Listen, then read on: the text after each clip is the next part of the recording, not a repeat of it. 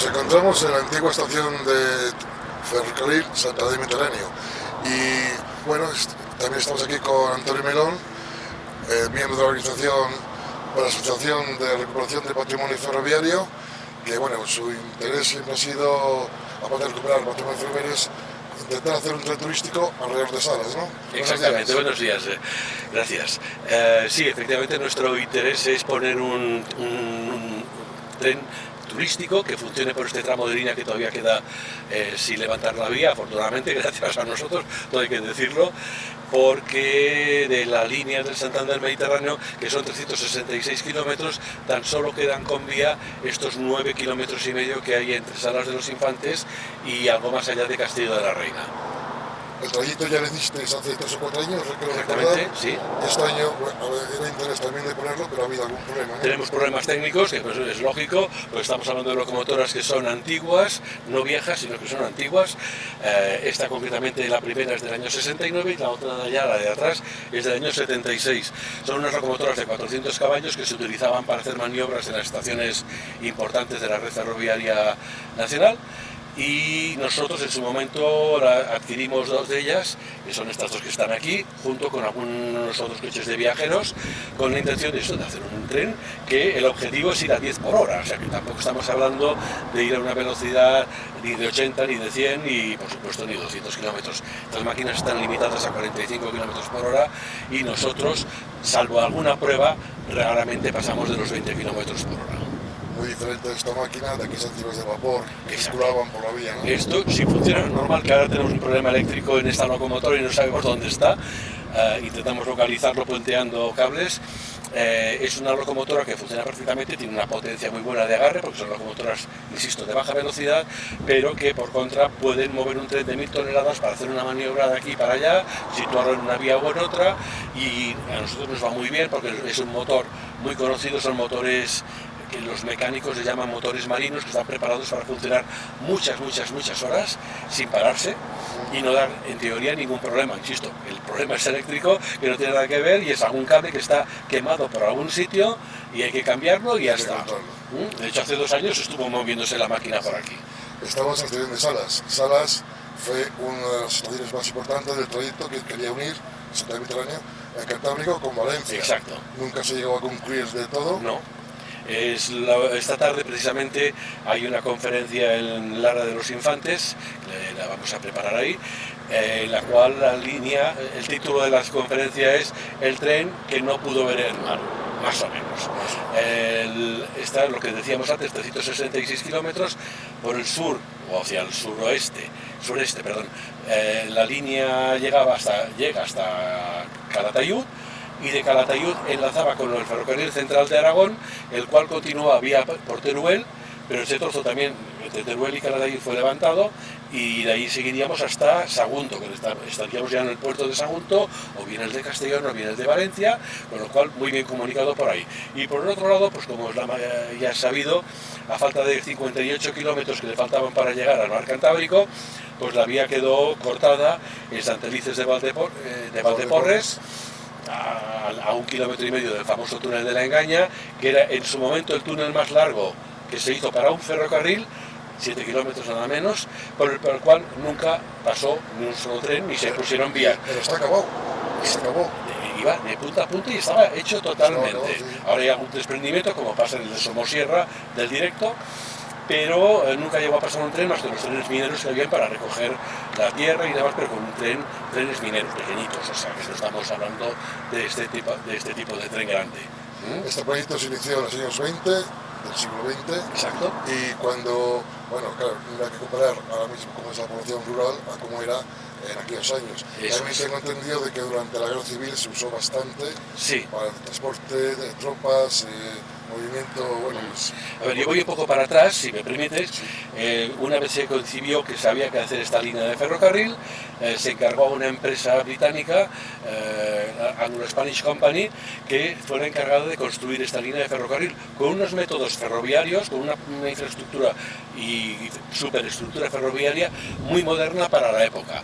Entonces, quiere decir que se hizo una línea bien preparada para lo que era. La única pega que tuvo es que tenía demasiados pasos a nivel, y no hablo de un paso a nivel como en esta carretera, que es una carretera nacional de primer orden, sino que de aquí, por ejemplo, a Castillo, que en 5 kilómetros, hay nada menos que 9 pasos a nivel para usos agrícolas. Pero entonces esta línea se inauguró en el año 1927 y el primer tramo que se inauguró, curiosamente, de todo el trayecto fue el que venía de Burgos hasta Cabezón de la Sierra. Y los primeros trenes durante 2 años hacían solamente este recorrido. El tren era muy curioso, que tenía un servicio llamativo para los que nos gustan los trenes, porque llegaban aquí, a la locomotora allí se le daba la vuelta y entonces subía de culo, por decirlo de alguna forma fácil, con un solo vagón de viaje, con un solo coche de viajeros hasta Castrillo y Cabezón de la Sierra. Allí recogía gente, volvía a bajar hasta Salas, enganchaba el resto del tren y ya se volvía, de acuerdo con los horarios que tenían entonces establecidos, hacia Burgos. En el año 29 ya se inauguró, prácticamente un año, casi 2 años después, se inauguró ya todo el trayecto hasta Soria. Entonces ya había trenes completos que circulaban en toda la línea. La pega de esta línea, como he dicho, no solamente los pasos a nivel, sino que lo que hacía era, o la ventaja, perdón, es que vertebraba muy bien el territorio, porque tenía muchas estaciones en pueblos que todos sabemos ahora mismo. Por ejemplo, voy a hablar esta tarde de Tierras de Lara, pues ahí son pueblos pequeños, algunos de ellos con solamente 18 habitantes empadronados. Sí. Pero en aquel momento vertebraba muy bien, comunicaba. Había más población. Había más población en los pueblos y tenían 3 trenes diarios para ir a Burgos o para ir a Soria, perdón, hasta aquí, hasta Salas de los Infantes, porque era cabecera de 2 trenes, llamémosle de cercanías, que en aquella época, si se podía llamar así, y aún así tardaba 1 hora y 3/4 en llegar a Burgos. No porque el tren no pudiese correr, sino porque hacía unas paradas eternas en todas las estaciones. Esto se clausuró en el año 84, se cerró en diciembre del año 84. ¿Motivos logísticos, motivos económicos, motivos de...? Efectivamente fueron motivos de tipo económico. Se hicieron unos estudios entre los años 1983 y 84 en los cuales estudiaban todo lo que ingresaba esta línea y lo que luego costaba. Yo tengo que decir que nosotros hemos revisado esos estudios que se hicieron, tenemos copias de ellos, unos truchos así de gordos, y había algunas mentiras puestas, quizá a propósito. Por ejemplo, ponía, qué sé yo, que en Campo Cascajares había un jefe de estación. Era mentira, porque desde hacía ya 3 o 4 años este jefe de estación estaba asignado a una línea de las del norte, la línea general de Palencia, Vieta de Baños, Burgos, Miranda de Ebro, estaba asignado allí. Pero sin embargo cotizaba como que era el jefe de estación de Cascajares.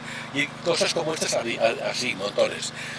Luego los ingresos no estaban perfectamente tabulados. En el tramo norte entre Burgos y Ciudad Osante circulaba a diario de lunes a viernes un tren con la famosa arena de Arija, que luego se llevaba o bien a Bilbao, a la Meridiana del Norte, o bien sobre todo al Penedès en la provincia de Barcelona, donde hay otra Meridiana del Norte que absorbía de los 5 trenes, prácticamente se llevaba 3 o 4 semanales que iban allí a llevar esa arena, un caolín de primera calidad que se usa para hacer cristales. Entonces sabíamos lo que facturaban esos trenes y sin embargo en el estudio se puso que solamente facturaban la tercera parte. Entonces había muchos fallos y tal. Políticamente no interesaba mantener una línea que no cogía a nadie, digamos, sí, la despoblación, por la despoblación, etcétera. Sí. Lo único que contribuyó a la línea fue precisamente al cerrarla, fue que luego se despoblaron mucho más todavía, porque aquí en Salas de los Infantes, donde estamos, aún hay personas que nos han venido por aquí alguna vez a saludar y dicen: nosotros todos los años cogíamos el tren al acabar las vacaciones y nos marchábamos a Calatayud a coger el tren de Barcelona y pasaba el resto del año viviendo allí. Y la vuelta la hacían cuando llegaban las vacaciones desde Barcelona a Calatayud con el Expreso de Madrid. Ahí se bajaban, cogían el Santander Mediterráneo y se bajaban aquí como podía ser en cualquier otra estación del trayecto.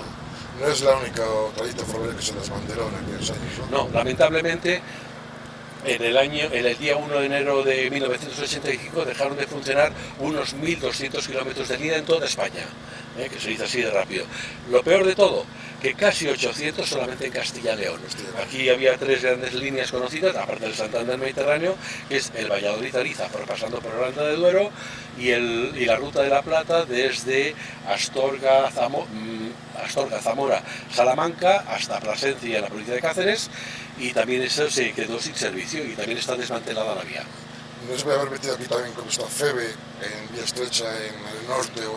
Podía ponerse Feve, pero no se ganaba tampoco nada, es decir, si tenía sentido Feve, podía ser entre Burgos y Ciudad de Valdeporres, porque por allí sí que pasa la línea de Feve y enlazarlo con ellos. Podía tener un sistema, pero no, es decir, eso te obligaría a manipular la mercancía entre la vía estrecha y la vía ancha, bien sea por contenedores, bien sea por cualquier otro tipo de carga, troncos de madera, etcétera. Entonces eso tiene un coste. La manipulación de la mercancía tiene un coste y hay que evitarlo.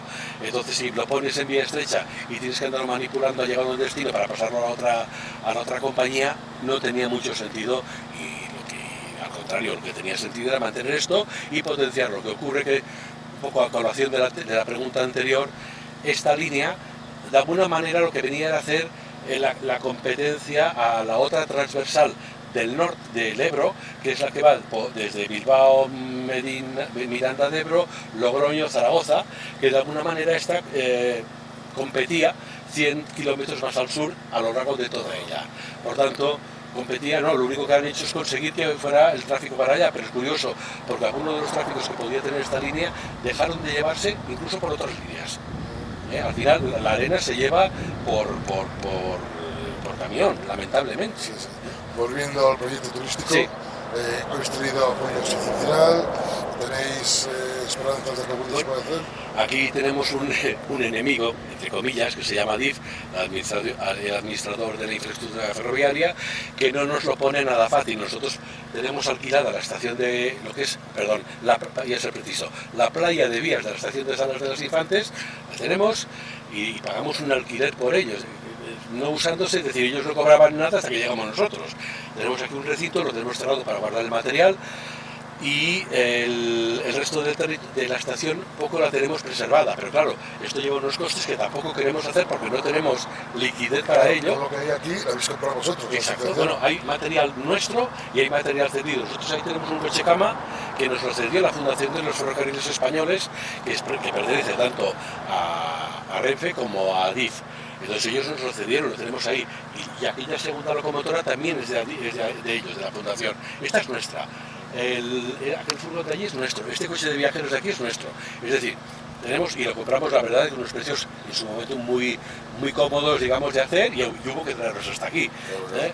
Entonces, es todo cuenta nuestra. Si necesitamos pinturas, tenemos la suerte que nos la dan.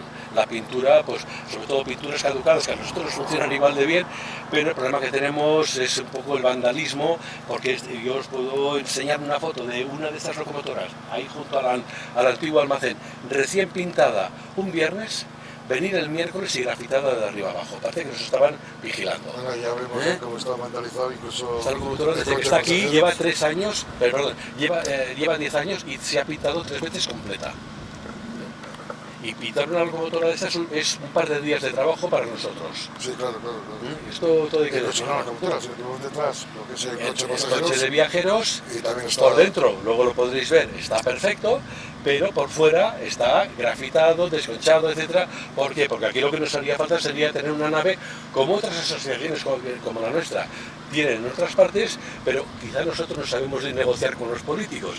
Allí, en esas estaciones, han conseguido que les hayan pagado unas naves de 150 metros de longitud con 4 vías dentro, como las que hay aquí puestas en estas antiguas 4 vías muertas donde se cargaba la madera antiguamente, y cerrado.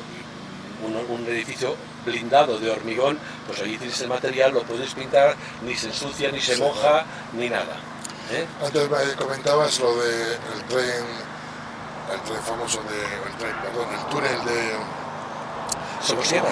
No, el túnel de la Engaña. De la Engaña, pero ahora vamos a hablar del otro túnel famoso, el de Somosierra. Sí. El tren directo a Madrid-Burgos. Es una asignatura pendiente. Es otra asignatura pendiente, y como le decíamos un día a un director general de Adif, decíamos, ¿qué queréis hacer? Otra línea más de 280 kilómetros cerrada aquí en Castilla y León. Es que no ganamos para cerrar líneas, que esto en su momento costó miles de millones de pesetas, que serían ahora más de 2.000 millones de euros a precios actuales, hacerlo a lo fácil, teniendo el terreno, teniendo el terreno. Hoy renovar una línea que está cerrada, poniendo, o incluso en uso, poniendo nuevo carril, nuevas traviesas, nuevo balasto, etcétera, no llega a los 2 millones de euros por kilómetro. Eso es un número que nosotros hemos usado en algunas charlas que hemos dado sobre el directo, que no cuesta tanto como se dice. Es decir, tú puedes coger de todo el baremo alto, y entonces dices, no, uy, como cuesta tanto, tengamos en cuenta que hoy un kilómetro de alta velocidad cuesta no menos de 10 millones de euros. ¿Un kilómetro? Un kilómetro de alta velocidad, no menos. Más el terreno, cuidado, esa es otra. Entonces, el poner una línea en marcha se puede poner entre 2 millones, con una señalización muy moderna y tal, 3 millones por kilómetro. Estamos hablando de unos precios totalmente asumibles. Entonces, si no se quiere hacer, ya es por temas políticos. En cuanto al directo, pues evidentemente en el año 13 o 14, que fue cuando hubo un pequeño derrumbe en el túnel de Somosierra, prácticamente en la mitad del túnel, pasó una máquina bateadora por servicio que tenía que pasar por allí y descarriló. En aquel momento, y tenemos testigos que lo han visto ahí in situ, y no voy a decir quiénes son, a los pocos días había poco más de 2 metros cúbicos de derrumbe que habían caído a la vía. Pero descarriló y pum, la máquina y pum, al lado se quedó. Si en aquel momento hubiesen ido con un tractor agrícola, lo pongo fácil, un tractor agrícola o cualquier otra locomotora, enganchas aquello y le pones unos encarriladores, nosotros también tenemos aquí encarriladores, pones la máquina en marcha solamente con el auxilio de 2 o 3 personas que previamente quiten el derrumbe que se ha depositado, que no llegaba a esta altura en su momento, y ya digo, 3 metros cúbicos se sacan fácilmente, incluso a mano, se encarrila y puede reparar aquello, pero no, alguien decidió que aquello había que dejarlo como estaba. Tema político. Lamentablemente, que no se ha puesto en marcha, no sé qué, pero vamos a ver, ustedes están gobernando o han estado gobernando, han pasado los años y nadie de ustedes ha hecho nada, ni siquiera decir, queremos que la línea esté en marcha. La Junta de Castilla y León, ¿por qué? Porque quieren que los trenes vayan por Valladolid, porque está claro que si el directo estuviese funcionando como todos queremos, y yo creo que la red ferroviaria lo necesita, por muchas razones de tipo económico, todos los trenes que ahora vienen de la zona de Bilbao y Irún y que van dando toda la vuelta por Valladolid, podrían ir por allí porque se ahorran realmente, no solo son los 80 kilómetros de diferencia entre las 2 líneas, sino que además por los enlaces ferroviarios de Madrid para llegar hasta la estación de mercancías son 100 kilómetros reales de diferencia. Por tanto, 100 kilómetros es 1 hora y cuarto de media de un maquinista, es aproximadamente un ahorro de unos 300 litros como mínimo de gasoil por no hacer ese trayecto. Hablo de gasoil porque es lo que sabemos por cálculos que hemos hecho, y lo que nos han dicho gente que entiende de ferrocarril, no porque lo digamos aquí unos amigos del ferrocarril en Salas de los Infantes, claro. Pero eso es así, y entonces hay una serie de ventajas, incluso te evitas los embotellamientos ferroviarios que hay en los últimos 100 kilómetros cerca de Madrid, de todas las cercanías que vienen de Segovia y de Ávila, sobre todo a partir del Escorial, que a las horas puntas está pasando un tren cada 3, 4 o 5 minutos. ¿Qué hacen con las mercancías? Les hacen esperar del Escorial hacia arriba a que pasen esas 4 horas punta, sobre todo hasta las 11 de la mañana, y a partir de ahí ya pueden entrar en Madrid, circunvalarlo, para ir a la estación de Vicálvaro, que es la estación de mercancías de Madrid. Cuentas cosas que, bueno, parece que son increíbles y que... Y después intento decirlo de una forma que la gente lo pueda entender. Perdonadme si en alguna cosa me paso de datos técnicos, pero es que hay que llevarlo ahí, es decir, para explicar. Las cosas son como son, ¿no? Es la realidad. Bien, si te parece, visitamos un poquito vale, pues venga, las instalaciones. Sí.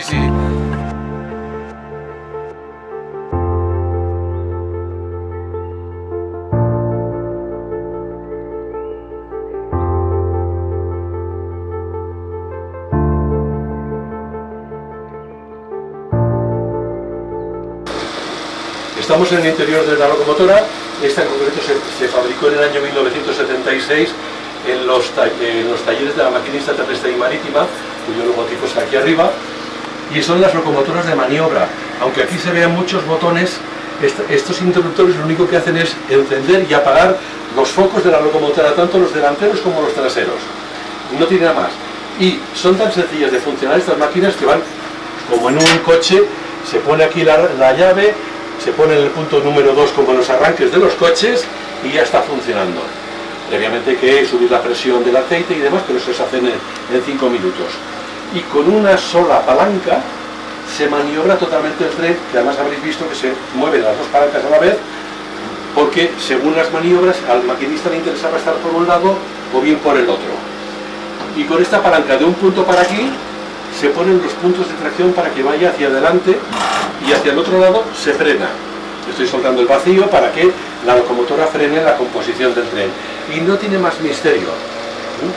De hecho, las locomotoras actuales tienen un regulador que tú lo pones a una velocidad prefijada y la locomotora frena o acelera en función de la velocidad objetivo que le has dado con el manipulador.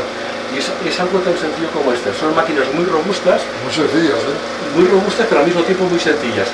Pues pesa 48 toneladas, funciona con un motor de gasoil, 400 caballos, y las revoluciones son las estándar 550, es decir, es un motor más bien lento comparado con los de un coche que se sube a alta revolución. De hecho, nosotros no podemos pasar normalmente de las 900 revoluciones, porque si no podríamos deteriorar el motor. Cuando un coche normal de gasoil, la velocidad de régimen son las 2000 revoluciones y en los de gasolina 3000. Por tanto, estamos hablando de unas dimensiones totalmente diferentes. Bueno, si sirve de algo, un gran barco de estos que pesan miles de toneladas, son motores de 80 90 mil caballos y funcionan apenas a 200 revoluciones por minuto. Bueno, pues estas son las locomotoras, de las que no les insisto, tenemos dos. Esta es la que está cedida por la fundación y también tiene un problema técnico, pero para eso necesitamos una persona experta en motores diésel, que las tenemos, pero hay que conseguir que vengan a estar aquí con nosotros 2 o 3 días, a los cuales que como mínimo les tienes que pagar la comida del pueblo. Sí, porque hablamos que vosotros vivís, casi todos vivís fuera de aquí de Burgos. Bueno, nosotros vivimos en la ciudad de Burgos, o sea que tampoco estamos diciendo nada del otro mundo. Pero si te hace falta a un amigo del ferrocarril que esté trabajando en los talleres de Renfe, que sepa un poco de motores, para cambiar lo que se llama una camisa, que es donde se mueven los pistones que llevan los motores, pues necesitas un señor un poco experto, que va a cambiar una camisa del motor en 8 o 10 horas. Pero tienes que conseguir que te venga a ver, el hombre ya tiene el propósito de venir, a ver si en el mes de octubre lo conseguimos, y con eso ya volverá a funcionar la máquina perfectamente bien otra vez. Muy curioso todo.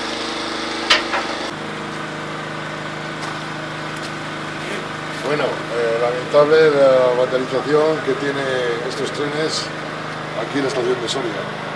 Como podéis ver, hay gente que se divierte, interrejeando, está viendo un patrimonio que, bueno, que una asociación de sus propios medios ha conseguido y que no lo miran como una cosa que es ajena a ellos y lo vandalizan.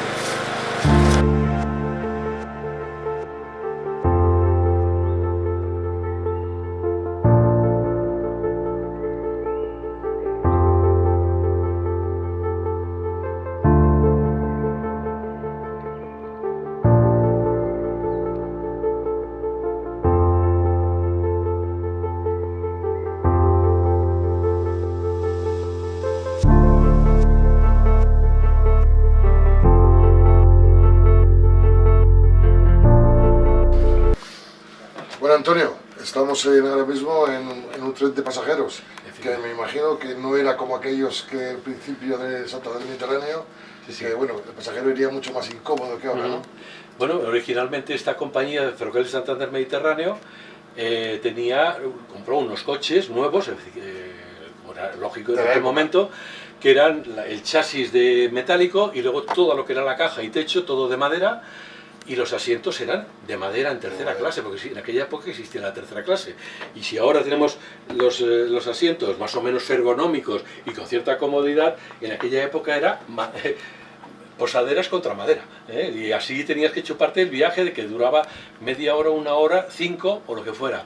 De hecho, había un tren que iba de León a Calatayud, por la línea esta que hemos comentado antes del Duero, pasando por la Aranda del Duero, y aquello te lo tenías que chupar en 12 horas y con asientos de madera si ibas en tercera. Lo de segunda ya era un lujo, estamos hablando de la época de la posguerra. Así que... O sea, y los de primera, que eran más o menos como ya, estos... no, todavía también eran de madera y los asientos ya eran aterciopelados. Con cojines. Bueno, no cojines del todo, pero sí que llevaba ya una cierta comodidad. Y es más, a lo mejor en un tren de 5 coches de viajeros iban 4 de tercera clase y tan solo uno que tenía la mitad de segunda y la mitad de primera, de tan poca gente que podía permitirse el lujo de coger primera o segunda clase. En aquella época. Estamos en un vagón de pasajeros que tampoco tiene nada que ver con los del AVIA, Eso con es. los del AVE. Estos coches hicieron su época dorada a partir de los años 60, 70, 80 y 90, prácticamente hasta principios de este siglo.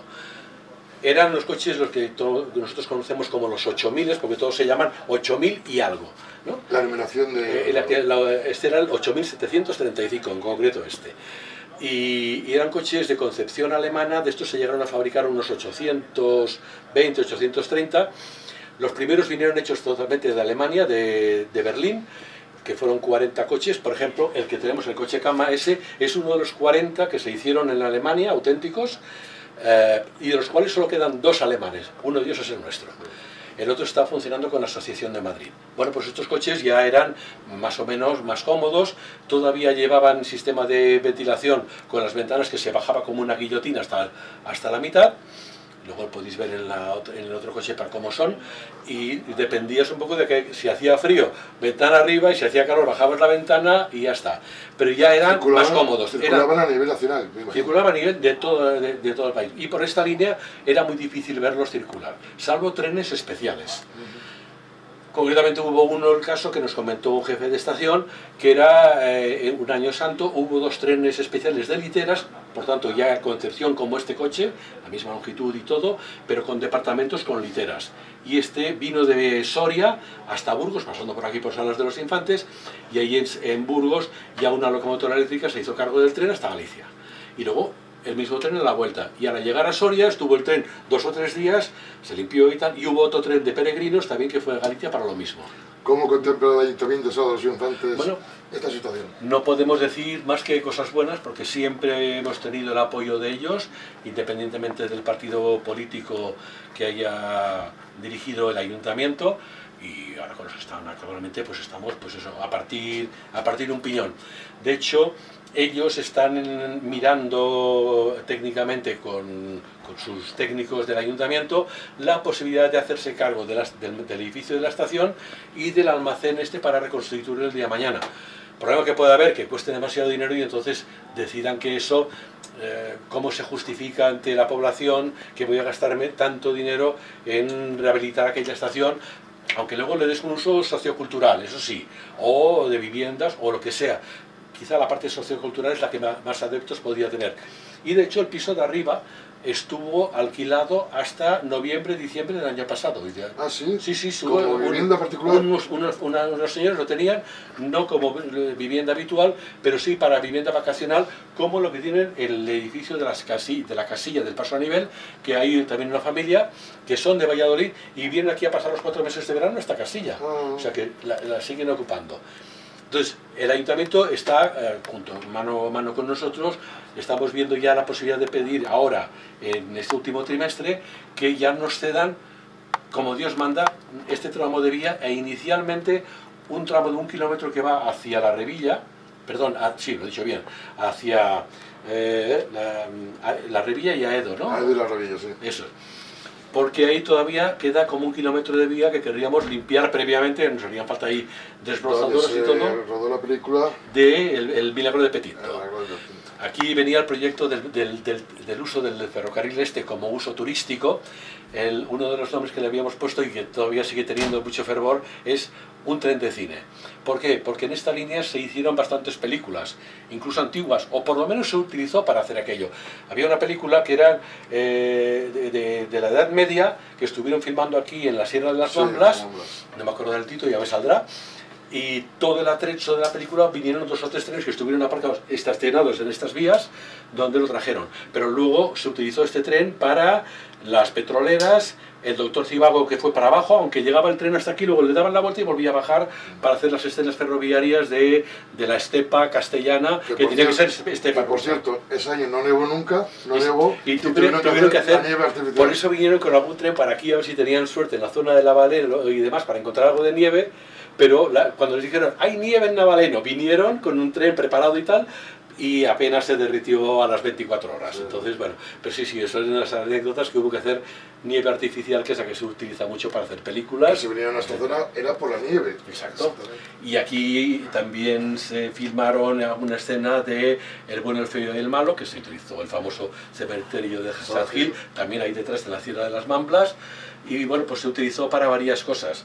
Y luego hay un tramo, el principio de la película, Los días del pasado, de Mario Camus, que la escena inicial, mientras salen todos los títulos de los créditos de la película, salen como 3 minutos y algo, en la que hay un tren, en la que era el antiguo tren de la Fresa, con coches de madera, eso sí, y la locomotora de vapor, que estuvo haciendo varios viajes de ida y vuelta entre Salas y Burgos, pero ellos filmaban en el tramo que hay entre los Ausines y la Revilla, porque la vía va sensiblemente paralela a la carretera todo el rato, si conocéis ese trocito, y con lo cual les iba muy cómodo para hacer la filmación. Y debieron estar haciendo 3 días de tomas para luego solamente sacar en la película, que suele pasar a veces, 3 minutos de película.